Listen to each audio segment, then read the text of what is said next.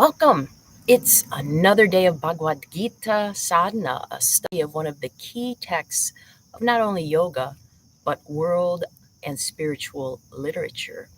And I am Atmadarshan, or Laura, or am I? Today, we're continuing something that we started yesterday, which is making sure we're all on the same page. It's so easy when talking about a subject that you're familiar with to assume that there's same level of familiarity because the concepts come so naturally. So when I've been talking about yoga now for 250 some days, right? So I assume you know what yoga is. And as I mentioned earlier this week, I found out that even amongst people that have practiced for years, there's this huge not meeting of the minds, shall we say, about what yoga is. So we talked a little bit yesterday about how, especially in the West, yoga is perceived as poses, asana, and complex poses, especially ones that seem too tricky. So it's very common for me to hear from people, I can't do yoga. I just can't because my body won't let me, or, my pride won't let me because I can't do what all the other people do. And that is such a small part of yoga.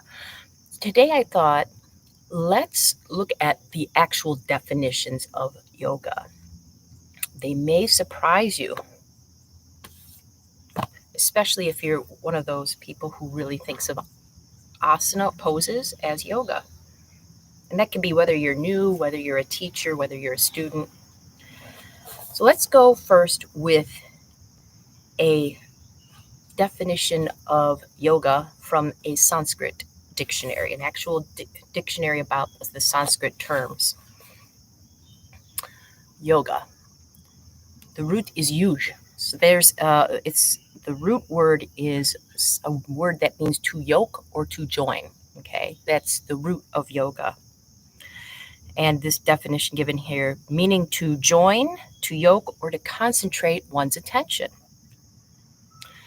Another definition, a method of practice leading to conscious union of the human being with the universal existence. Practices, philosophy, and lifestyle to achieve peace, power, and spiritual wisdom, as well as a perfect health, sound mind, balanced personality. So here we've got some very, perhaps a little divergent definitions, but really not. And I wonder how those, especially the first two, the joining of one's attention with something, and the especially the joining of the little self with the universal self. I wonder how those might sit with you. If you're looking for a more direct Western definition of yoga, Barbara Stoller Miller, as you can see, I love this translation and I love it well. She's an excellent translator, but not really a yoga practitioner. And she translated yoga in her Bhagavad Gita rendition as discipline. So there's another one. This is another classic book, Winthrop Sargent's Bhagavad Gita. It's thick and it takes a verse at a time and it gives some literal definitions and interpretations. And I love how Winthrop Sargent defines yoga. Yoga is yoga. That's kind of what I've been doing, just assuming you know what yoga is. So does he. Now, in various other classic texts, let's take just a couple. So the Yoga Sutras, for example, which is probably in the West the most famous book on yoga. Yoga is defined early. Yogash Chitta Vritti Nirodha is the second Yoga Sutra, and that means yoga is the stopping of the turnings of the mind. Does that fit with your idea of yoga practice? It's stopping the turnings of the mind. And then when you do, according to like the next verse, then you see yourself in all your glory. And I want to go back to this idea of union because many people have, if you've heard of samadhi or nirvana or self-realization, there's often this idea of real cosmic experiences like I am one with everything. I am one with the universe. And people try that, but they have trouble, and I include myself in that, because they're not first united with themselves. That's one of the big foci of the Yoga Sutras is you unite with yourself. How do you do that? Well, yoga is stopping these blockages, these turnings, these patterns of the mind. So it's not so much about putting extra on yourself, like making yourself more beautiful or more fit or more calm or more whatever. It's about removing the obstacles that you, for protection, or society, for its own reasons, have placed upon you. It's more a process of getting rid of. And then you've got the true self left. Just get rid of what's not you. And then, of course, if you look at Bhagavad Gita, and here's one of the books of, there we go, my translation. Okay. One of my books of translation. In Bhagavad Gita, Krishna says some interesting things about yoga. One of the things he says near the beginning is yoga is skill in action. How many of us think of that? And he doesn't mention yoga mats at all. He's talking to Arjun about doing his job. See, Arjun is in a situation where his unique talents are called for. This is the pinnacle of his life and his destiny in many ways. And he can't do it because he's got some blockages in himself, some lack of self-esteem, some blockages from society. Don't do that. That's bad. And this book is about removing the blockages so Arjun recognizes in his true heart what he needs to do in life. And another aspect of Bhagavad Gita that we've been talking about for 200 some days is that yoga is that which brings you to samatvam, which is knowing yourself and being yourself, no matter what. Someone's nice to you, you're yourself. How do you want to be? If you want to be angry all the time, great. That way, when somebody's not nice to you, you can be angry. When someone's nice to you, you can be angry. You're just yourself. You want to be peaceful. Okay. So when someone's not nice to you, you're peaceful. And when someone's nice to you, you're peaceful. So those are classic definitions of yoga. And as you notice, none of the ones I really talked about say poses. Poses can be useful, but they are just like the tiniest part. And it's very easy, as in many other paths, to get focused on the steps instead of the goal. To be like, oh, the pose, I have to perfect that. No, the goal is samatvam. The goal is union. The goal is managing your mind. So I hope that gives you something to think about. And as we do our pose and our contemplation today, but especially the contemplation, I'm going to invite you to simply for 5 minutes be with yourself. To start finding that union of your little embodied ego with who you know at your very heart to be. So many spiritual traditions talk about this indestructible part of us. But do we live from that? Or do we live from this temporary, fleeting covering? So notice if you can just be with yourself for 5 minutes when we do get there.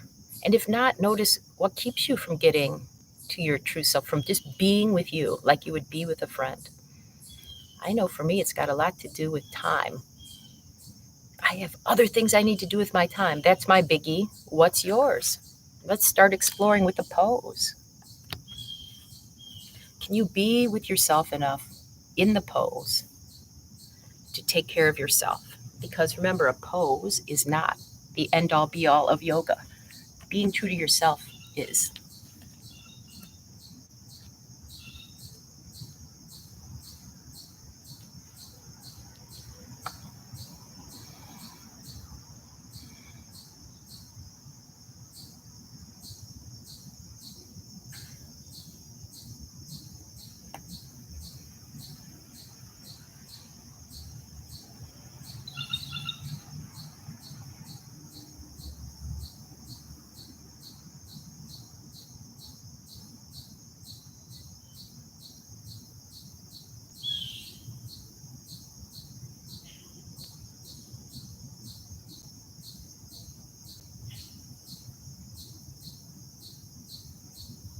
Switch sides.